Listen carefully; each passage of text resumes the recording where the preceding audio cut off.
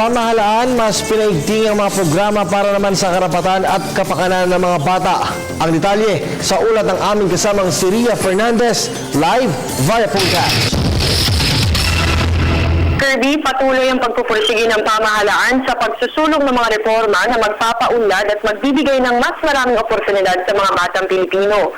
Sa talumpati ni Pangulong Benigno Senior Aquino III na binasa ni DSWD Secretary Dinky Soliman sa 20 Presidential Award for Child-Friendly Municipalities and Cities sa PICC sa Pasay, kinilala ng Pangulo ang kabataan bilang pinakamatibay na kaalyado ng bansa sa pagpupunla ng pangmatagalang positibong pagbabago.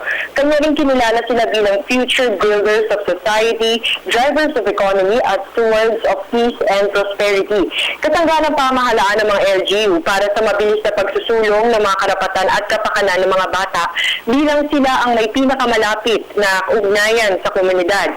Para suklian ang kanilang serbisyo, 21 lokal na pamahalaan sa bansa ang finalist sa 2014 Presidential Award for Child-Friendly Municipalities and Cities dahil sa kanilang mga programa, polisiya at aktibidad na pabor sa mga bata. Nakatanggap ng Presidential Trophy at 50,000 pesos ang highly urbanized cities na Pasig, Bacolod, Puerto Princesa at Davao. Independent component cities na Santiago, Dagupan at Cotabato, component cities na Tagaytay, Ilagan, Dipolog at Palayan, mayroon din ang first to third class municipalities na Balete, Batangas, Mahataw, Batanes, Lumalneg, Ilocos Norte at Taludan, Ifugao. Maging ang first municipalities na Rojas, Isabela, Surala, South Cotabato, Bacnotan, La Union, Mauban, Quezon at Alusan, North Cotabato. Samantala, pinarangalan bilang mga national awardee ang Davao para sa highly urbanized city category. Santiago para sa Independent Component City Category at Tagaytay para sa Component City Category. Nakakuha sila ng pinakamataas na puntos na hindi bababa sa 85% laban sa mga kapwa finalists sa kanilang kategorya. Mag-uwi ang bawat nanalong LGU ng Presidential Trophy at 500,000 pesos.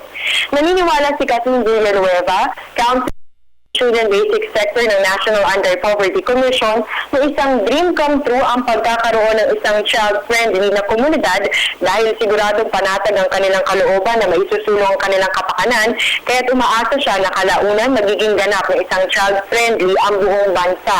Ibinahagi rin ni Villanueva na ilan sa mga tinututukan ng kanilang konseho ang matugunan ng mga isyong teen pregnancy, child abuse at child labor. Kaugnay nito, iginit ni Justice Secretary Leila de Lima sa kanyang mensahe na tungkulin ng pamahalaan lalo na ng mga LGU na ilayo sa kapahamakan at pang-abuso ang mga bata kanyang tinukoy na pinakamahalagang kayamanan ng isang pamayanan. Itinatag ang Presidential Award for Child-Friendly Municipalities and Cities noong ika-13 ng Desyembre taong 1999 sa bisa na Executive Order No. 184. Mula sa Pasay para sa Telebisyon ng Bayan, Ria Fernandez.